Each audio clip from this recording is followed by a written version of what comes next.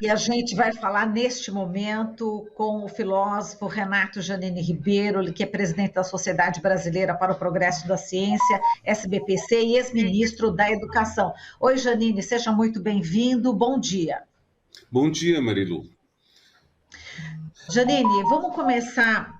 Eu acredito que por uma parte sobre a cultura brasileira, né? A gente já entrevistou aqui várias pessoas, enfim, são juristas, cientistas políticos, especialistas em segurança pública, especialistas em Forças Armadas, e eu queria começar a entrevista contigo, Janine, destacando também o nosso patrimônio cultural, que pode ter aí uma simbologia, você pode, de repente, falar para a gente, né, a importância que tem, né, enfim, esse ato criminoso de destruir obras de arte, né? Temos aí a obra As Mulatas, né, criação de 1928, do Di Cavalcanti, que foi furada em diversas partes, foram 6 facadas.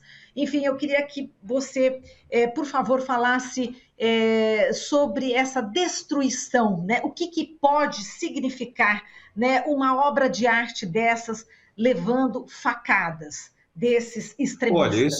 Olha, vamos dizer, essa é a consequência lógica de um traço definidor do fascismo, que é o ódio à inteligência, o ódio à ciência.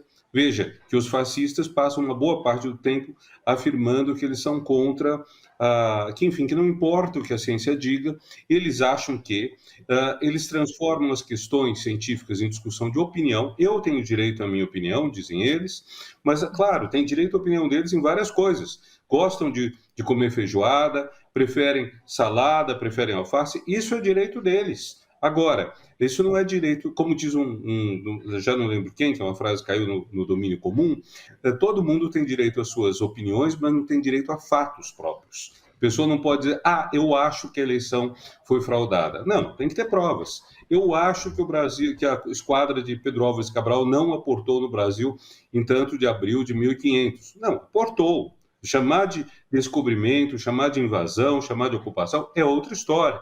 Dizer que os espanhóis Pinzón chegaram ao que hoje é o Brasil antes disso, também é uma coisa que você pode verificar, discutir, afirmar.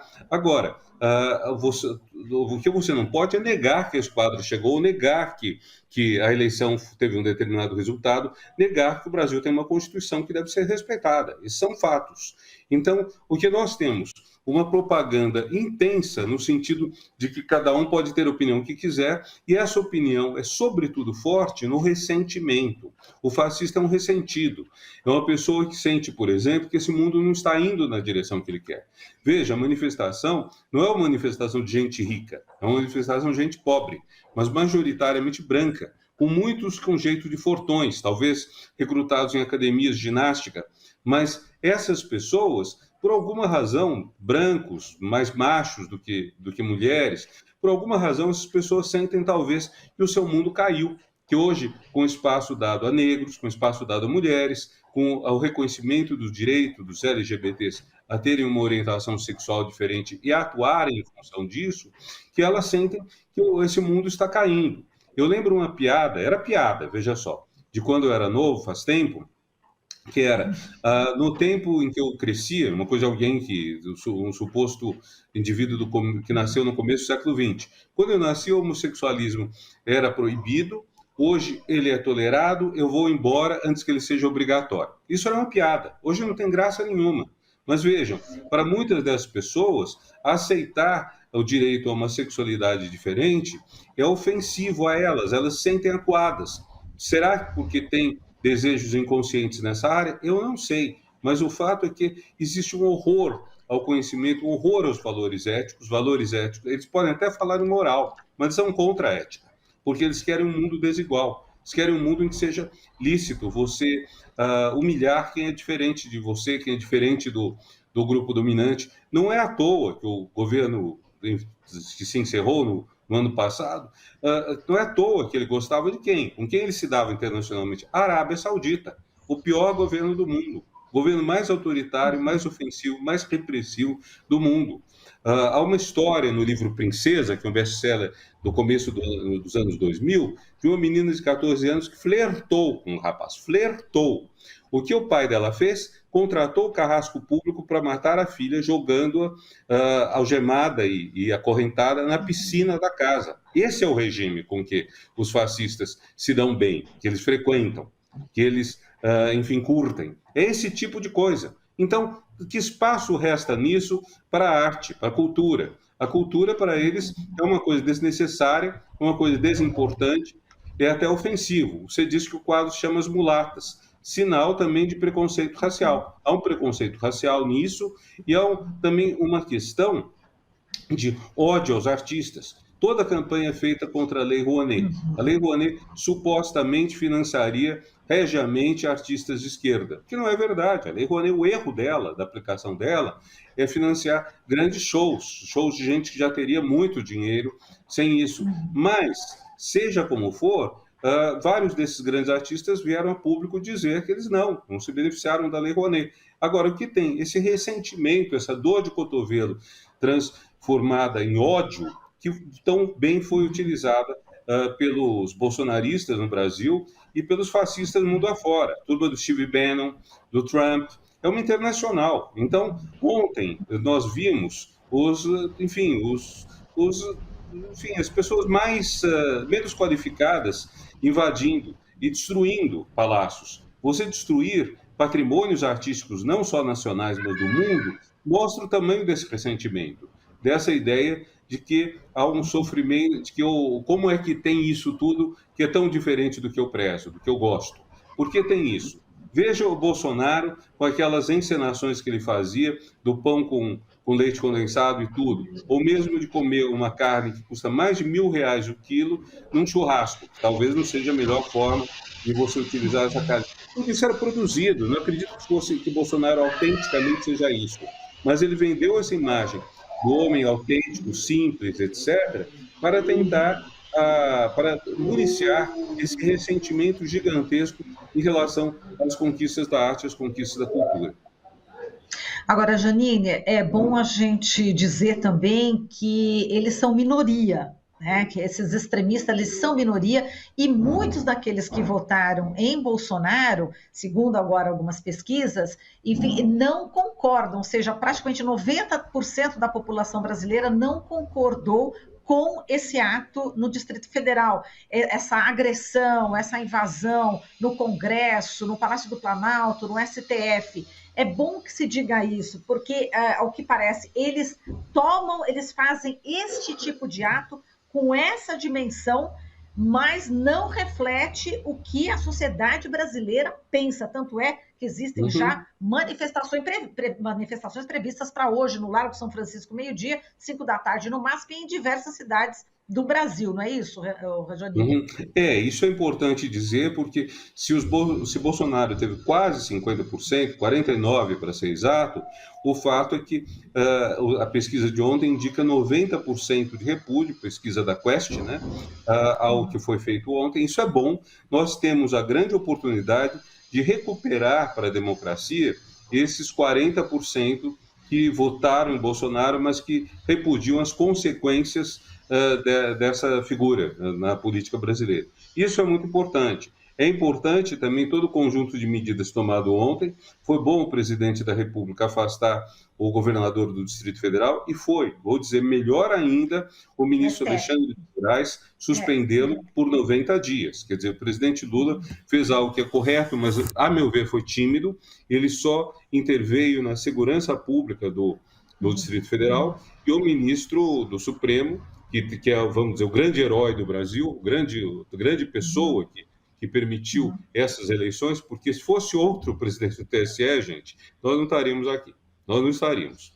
Mas, graças ao ministro Alexandre de Moraes, esse governador do Distrito Federal foi afastado por 90 dias e não sabemos se ele volta, porque há indícios fortes de ter cometido crimes sérios, omissão dolosa, diz o ministro Alexandre. Então, isso é importante. Agora, também é muito importante que a apuração chegue aos mandões. Eu estava vendo as imagens ontem agora na TV, é gente simples, na maior parte. é gente provavelmente manipulada. E há muito dinheiro por trás, porque são meses que as pessoas estão sendo mantidas na frente de quartéis, na frente dos lugares, no Rio Grande do Sul, por alguma razão, na frente do Tribunal de Contas do Estado.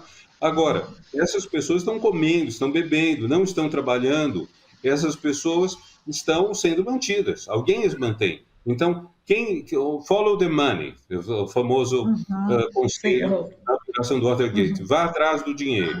E tem que ver quem financiou e tem que punir. Agora, fica um alerta, Marilu, se o Brasil não agir seriamente dessa vez, ao contrário do que fez no fim da ditadura militar, ao contrário do que fez ao longo de 30 anos, de um capitão terrorista que queria fazer atentados nos quartéis do Exército e que foi absolvido pela Justiça Militar, de um sujeito que queria matar o presidente Fernando Henrique e não foi censurado, nem teve mandato cassado, que louvou um terrorista na sessão de impeachment da presidente Dilma, e não pagou nada por isso, que ofendeu uma mulher deputada dizendo que ela não era bonita o suficiente para ele estuprá-la. Se continuar toda essa gigantesca leniência, complacência, tolerância, como intolerável, eles vão voltar. Lembre, por exemplo, antes do Salvador Allende ser deposto, houve várias tentativas de golpe que falharam. Eram ensaios, eram tentativas. Como fazer que o que houve ontem seja um final dessa peste, desse dragão, e não apenas um ensaio que um dia será bem sucedido para destruir totalmente o tecido democrático no Brasil. Janine, a gente ouviu aqui hoje tanto um especialista em segurança pública e também Forças Armadas, ambos ligados à luta pelos direitos humanos, e eles foram muito duros. Eles até me mandaram mensagens, enfim, falando dessa dureza, pedindo ao presidente Lula para que ele demita exatamente o ministro do Exército, e também criticaram da defesa e também o comandante, o ministro da Defesa e o comandante do Exército Brasileiro. Eles querem essa providência, eles acham que o Lula precisa tomar essa medida urgente, tem que estar à frente do comando das Forças Armadas. E o que a gente percebe, né, também ouvimos vários cientistas políticos, enfim, você também falou a respeito das medidas que foram tomadas, que estão realmente condizentes. Agora, é preciso essa energia maior no que se refere a essa questão das Forças Armadas e também Ministério da Defesa, na sua opinião? Claro que sim, claro que sim. Quer dizer, ainda hoje, o que nós tivemos? Nós tivemos, na parte da defesa, uma transição muito triste, porque era o que os militares vão aceitar, o que eles vão querer, porque eles não querem que mexa nas poupudas pensões deles, não querem que mexam na formação deles, não querem que mexam nos critérios de promoção dentro das Forças Armadas. Quer dizer, eles querem ser o quê? Um Estado dentro do Estado? Ninguém lhes deu essa legitimidade. O Brasil não entra em guerra de defesa desde 1865, quando revidou o ataque de Solano Lopes no sul do Brasil. Não entra. Então, nós não tivemos, nesse período, nenhuma ação das Forças Armadas, tirando a sua atuação na Itália, durante a Segunda Guerra Mundial, nenhuma ação que fosse em defesa dos interesses nacionais nas relações externas do país. Nós tivemos duas intervenções patéticas, uma foi na República Dominicana, a mando dos Estados Unidos, a outra, curiosamente, por coincidência, foi na mesma ilha, no começo do governo Lula, e também deu resultados ruins. Quer dizer, o que a gente ouve falar dos relatos da presença das forças de intervenção no Haiti é ruim. Não foram os brasileiros, mas foram tropas sob o comando brasileiro do Nepal que levaram para lá o cólera, que matou milhares de pessoas. Fala-se nas crianças, filhas de soldados brasileiros e da ONU lá. Os comandantes do Brasil no Haiti, vários deles vieram depois a ser manda-chuvas no governo passado, defendendo pautas antidemocráticas. Então está na hora de realmente a gente mexer nas Forças Armadas. Não dá para continuar aceitando isso. E o momento internacional é bom, porque enquanto em 64 havia uma aliança, vamos dizer, entre o capital estrangeiro, as Forças Armadas brasileiras, os políticos mais retrógrados do país e os empresários brasileiros para dar o golpe e acabar com a democracia, hoje vários desses atores estão fora. Nós não temos mais um contexto internacional favorável à supressão da democracia. Os próprios Estados Unidos, que patrocinaram tantas aventuras ditatoriais na América Latina, os próprios Estados Unidos hoje estão em outra direção. Veja o apoio do presidente Biden, do presidente Macron, até, que internacionalmente pesa pouco, mas é significativo, até a líder quase fascista da Itália repudiou as ações de ontem. Agora, então, esse é o momento adequado para realmente deixar que as forças democráticas cumpram o seu papel constitucional, que não é o de poder moderador, nem no sonho. É um papel como se a França tinha uma expressão elogiosa, mas muito boa para as Forças Armadas, que era la grande muette, a grande muda. Então, um poder grande, mas mudo. Como dizem várias constituições, as Forças Armadas são um poder não deliberativo. Não cabe a elas deliberar, nem sequer sobre a promoção dos seus oficiais, nem sequer sobre a questão dos conteúdos de formação, dos valores, porque esses valores que elas defendem são definidos pela sociedade, não são definidos por elas. Veja, numa sociedade civilizada, o que se entende? Quando você dá arma a alguém, seja policial, seja militar, você está dando a essa pessoa o direito de empregar força bruta. Está dando, eventualmente, até o direito de matar, que é um dos direitos maiores e mais perigosos que existem na sociedade. Então, em troca, essa pessoa tem que ter uma extraordinária contenção. Se você dá a uma pessoa o direito de matar, isso não é um privilégio, no sentido de que ela pode matar quem quiser. Ela tem que fazer isso só em circunstâncias muito especiais. Eu lembro uma propaganda no tempo da ditadura, um comercial para alguém se inscrever num curso de formação da polícia, que era: você quer quebrar o pau em nome da lei e da ordem? Nós não autorizamos militares e policiais a quebrarem o pau. Nós autorizamos a utilizar da força na medida necessária para alguma coisa. Por exemplo, pega esses criminosos acampados nas frentes de quartéis. Eles têm que ser tirados de lá. Se eles não quiserem sair, tem realmente que ser utilizada a força física, força bruta. Os soldados terão que chegar lá, talvez até com taser, talvez até com arma, certamente, e obrigá-los a saírem, talvez algemados, etc. Esse é um caso legítimo de uso da força bruta. Agora, você não pode usar a força bruta só porque quer ou só porque a pessoa é negra, pobre, periférica. Não pode, está totalmente errado. E nisso também, eu creio que o ministro da Defesa teve uma conduta lastimável. Quer dizer, uma pessoa que diz que as manifestações totalmente em defesa da quebra da Constituição contra o Brasil, que as manifestações são legítimas, são pacíficas, quando foram uma sementeira de atentados terroristas, tentados ou falhados, como o caso do caminhão, das bombas colocadas no caminhão no Distrito Federal, quando diz, ademais, que tem parentes e amigos lá, meu Deus do céu, quer dizer, tem amigos meus que não são mais meus amigos.